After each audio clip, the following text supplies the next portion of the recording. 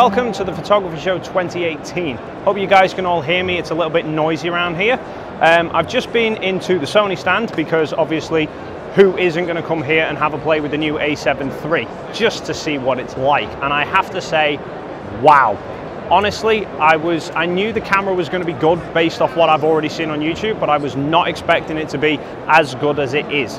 I only got a small play around with it. More I was concerned about the ergonomics, how it is to handle. A lot of people say that the menus are very complicated, the button layout's not particularly good. Honestly, from the limited play I had of it, it does seem like a pretty easy to get used to camera, and I am seriously considering swapping from a Canon system over to the Sony A7III. And quite ironically, behind everybody else, we have Canon. A lot of you guys have been asking me what I make of the M50. Now, I've only really seen the M50 as tech specs and other people's opinions, so I've got hold of the camera, had a play around with it on the stand. Honestly, it doesn't seem like that bad of a camera, provided you're not wanting to shoot 4K video. You know, I tried it with the 15-45 kit lens in 4K video, set to kind of where I am now with you.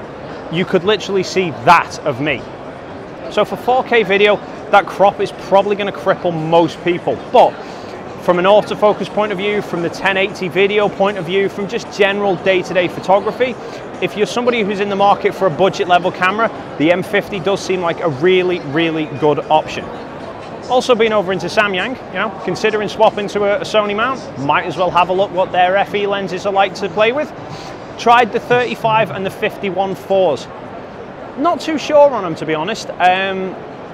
They mounted them onto A7S II, and I don't know what they had set up with that camera, but it seemed to hunt like nobody's business. It took both of those lenses the best part of 3 or 4 seconds of hunting back and forth before it finally decided to lock focus. Gave the camera a bit of a play around. The guy had a look at it, had to change a few settings, got it to work a bit better, but even then it was still a little bit temperamental. So don't know, think I need a bit more time with those lenses. And I've just been into Sigma, wanted a little chat with one of their guys, see if I could dig up some more information on the new Sony E-mount lenses. They're obviously a little cagey on things. Some things they're not going to want to release to the general public yet. Other things they don't even know themselves. They're waiting for Sigma's head office to confirm them all up. Basically, these new lenses really are just the DSLR lenses with the MC11. And it was right at that point that the battery in my Zoom H1 decided to die, except I didn't realize at the time, so I was basically just left talking to myself. So, away with that. So what I was about to explain before the audio cut out was that following my conversation with the people at the Sigma stand, I was able to confirm that Sigma are going to be offering E-mount conversions as part of the lens conversion process. So what that means is if you own any of the lenses that Sigma are offering as native E-mounts, so the 14mm, the 20mm, the 24, the 35, the 50, the new 70mm macro, the 85, the 105 1.4, or the 135 1.8, if you own any of them as a Canon, Sigma, or a Nikon mount, you will be able to send them back to Sigma and have them change the mount over to fit natively onto a Sony body, so you won't need the MC11 adapter anymore. Now, I need to stress, Sigma have said that is only going to be available for lenses that they are offering as native E-mount already. So that means if you have any of their other current lenses, you know, the 24-70 or the 18-35, anything like that, if Sigma aren't selling it as a native E-mount, it won't be eligible for a conversion over to Sony E-mount either. In terms of when, Sigma have said the lens conversion will be available once Sigma have started shipping their native E-mount lenses, but as of yet, they don't have any kind of idea as to when that's going to be. Now, I did ask if the pricing was going to be any different for a conversion to an E-mount, given the fact that the complete back section of barrel is going to have to be changed rather than just the lens plate, but they weren't able to give me any idea as to what the pricing was going to be. Somebody also asked in the comments section regarding the autofocus in the new FE lenses. Were they going to be a focus by wire like you sometimes see in mirrorless cameras, or were they going to say the same as DSLRs? Now, I had a hunch at the time, and I have since spoken to Sigma about this and confirmed it as correct. The lenses are staying pretty much exactly the same as the DSLR lenses. The manual override is still going to be exactly the same. Basically, all Sigma have done with these new lenses so far is take the DSLR variant of a lens and change the back section so that it is long enough to mount straight onto a Sony body without the need for an adapter.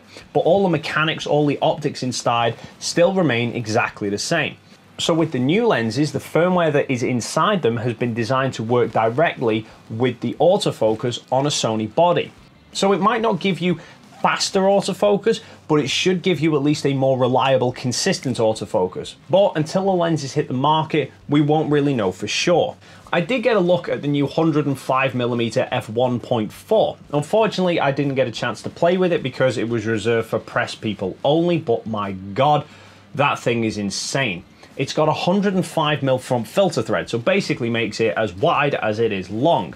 Honestly, seeing it on a camera body, it reminded me of the Canon 600mm f4.8 prototype that was shown off a couple of years ago, and really looks like a lens I would not want to use without image stabilization, which it doesn't have. But moving on from Sigma, I want to talk about Samyang. Now, I mentioned it in the video that I'd been over to the Samyang stand. As I mentioned earlier, it looks all but certain that I am going to be switching over from a Canon system over to Sony mirrorless. So I was interested in having a look at some of the new Samyang offerings because they've got a couple of native E-mount lenses that have autofocus. But more interestingly, I also had a play with the 14mm f2.8 AF that Samyang have recently released for Canon EF mount, because a few weeks ago I did a review video of the Yongnuo 14mm f2.8. because at the time it was the only budget 14mm f2.8 prime that had autofocus. Except the day after I published the review video, Samyang announced this new lens. Now, I did contact Samyang and asked would they be prepared to loan me a copy of the lens to do a direct comparison between the Yongnuo, because quite a lot of you were asking for it. And Samyang unfortunately rejected the invitation. Guess I'm just not famous enough for them. I did briefly have a play with the lens on the stand, putting it on the same 5D Mark III body that I tested the Yongnuo lens on. Now, I only had a brief play around with it at the stand, really just taking a couple of test shots because I wanted to have a look later on at Pixel Peep and see what sort of sharpness levels I was getting out of it. Now, I had a look at those images in Lightroom after I got home, and it's a little bit worrying. 3 of the images that I took were looking straight up at the ceiling because it was the only real flat plane that was available for me to get a good idea in terms of corner sharpness compared to center sharpness. Each of these was shot in a one-shot mode and I recomposed every single time, except every single one of them looking at the ceiling's completely out of focus. You can see there's this object hanging down from the ceiling and there's writing on the bottom of it. Now, that writing should be at least half readable, but it is a complete blur. And looking around the image, absolutely nowhere in the image appears to be remotely sharp. Now, having a look at some of the close-up images that I took, you can see that when the lens hits focus, it is pretty sharp, at least in the middle of the image. But it is slightly disconcerting that trying to focus basically out at infinity, the lens just didn't grab focus on anything.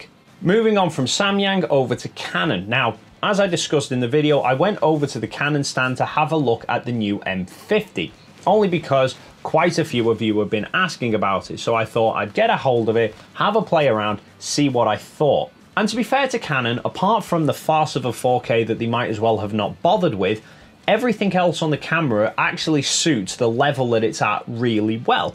The dual pixel autofocus is definitely an improvement. It really does snap autofocus very quickly, even using that 15-45 kit lens in quite a dull environment.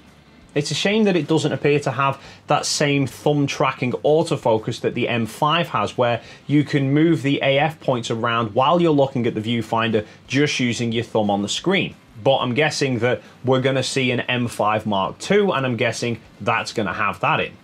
But overall, for hobbyist people after still photography, it's not a bad little camera.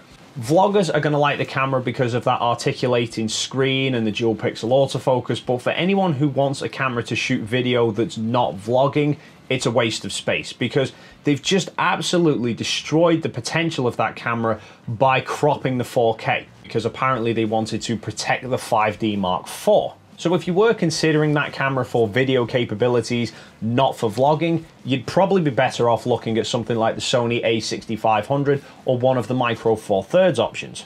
So that's it for this video, a quick rundown of my experience from this year's photography show 2018. Anybody who hasn't been to a photography show, I urge you to go to them because they are a fantastic day out. It gives you a fantastic opportunity to play around with not only cameras and lenses that you're considering buying, but all the lighting equipment and the tripods and the drones. And there are talks going on throughout the day where people will give quick training classes in different types of photography and different techniques. It really is worth going whether you are an amateur or a professional. Thank you for stopping by, and hopefully I will see you in the next video.